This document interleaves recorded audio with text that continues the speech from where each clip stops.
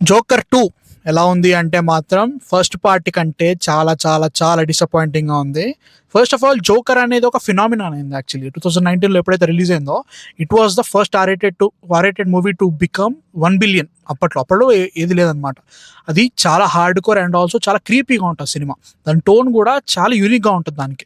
కొన్ని సినిమాలు రిఫరెన్స్ ఉన్నా గానీ అంత బాగా చాలా బాగా క్రియేట్ చేసుకున్నారనమాట. దాని సీక్వెల్ వస్తున్నప్పుడు ఎందుకు వస్తుందిరా అనే ఫీలింగ్ అయితే గ్యారంటీగా ఉండే. సో దాని సినిమా ఇప్పుడు చూసాను. ఎలా ఉంది అంటే మాత్రం first of all this is a musical. Songs వస్తాయి భయ్యా, నిజంగా అసలు ఎన్ని సాంగ్స్ అంటే అన్ని సాంగ్స్ వస్తూ ఉంటాయి. అది సినిమా నేరేటివ్‌ని ఏ రకంగా చంపేసిందంటే, ఫస్ట్ జోకర్‌లో ఉండే టోన్, ఫస్ట్ జోకర్‌లో ఉండే క్యారెక్టరైజేషన్స్, ఫస్ట్ జోకర్‌లో ఉండే క్రీపీనెస్ అంతా తినేసింది సాంగ్స్ అంతా. అసలు వేస్ట్‌గా వచ్చినాయి. కొన్ని సిట్యుయేషన్స్ ఉంటాయి. జోకర్ ఫస్ట్ పార్ట్‌లో మనం చూసినట్టుగానే కొన్ని సిట్యుయేషన్స్ ఆర్థర్‌ని ట్రిగ్గర్ చేస్తాయి. ఆ సిట్యుయేషన్స్ మళ్ళీ ఇక్కడ జరుగుతున్నప్పుడు సాంగ్ పడతది. సాంగ్ పడ్డప్పుడు ఏమైతది, నీ మైండ్ దొబ్బుతది. అవసరమే లేని సాంగ్స్ అన్ని పడడం వల్ల ఉన్న ఏదైతే టోన్ ఉంటదో, ఉన్న ఏదైతే ఎమోషన్ ఉంటదో, అరే ఏదో జరగబోతుందని ఒక ఫీలింగ్ వస్తదో, సాంగ్ వచ్చిందని చంపేస్తది. అట్లా ఒక్కసారి కాదు, 2 సార్లు కాదు. ప్రతిసారి సీరియస్ సిట్యుయేషన్ వచ్చిందా పాటొచ్చింది. అట్లుంటది తప్ప ఏమీ లేదు. అనవసరంగా చంపేశారు. ఒక కోర్ట్ ట్రయల్ ఉంటదనమాట. ఇదంతా total court room and also previous సినిమాలో ఉండే మర్డర్స్‌కి ఇప్పుడు ఆర్థర్ మీద ఎట్లా కోర్ట్ రూమ్ డ్రామా ఎలా జరుగుతుందో దాని మీద ఉంటది. దానికి మెయిన్‌గా హార్లీ క్విన్ అనేది చాలా ఇంపార్టెంట్ క్యారెక్టరే.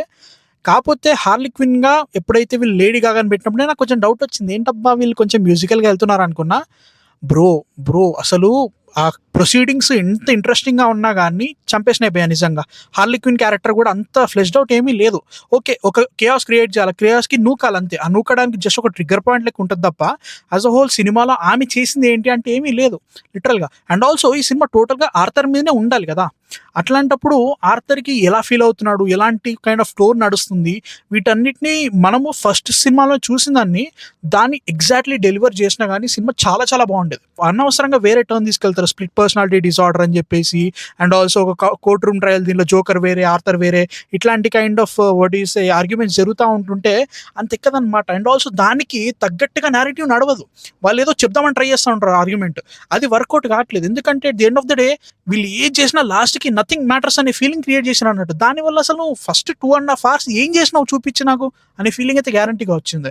అండ్ చెప్తున్నా కదా, జోకర్ అనే సినిమాలో నీకు బాగా నచ్చింది ఏంటంటే ఆర్థరు సిచ్యువేషన్‌కి అలా డీప్‌గా మొత్తానికి కూరుకుపోతా ఉంటాడనమాట.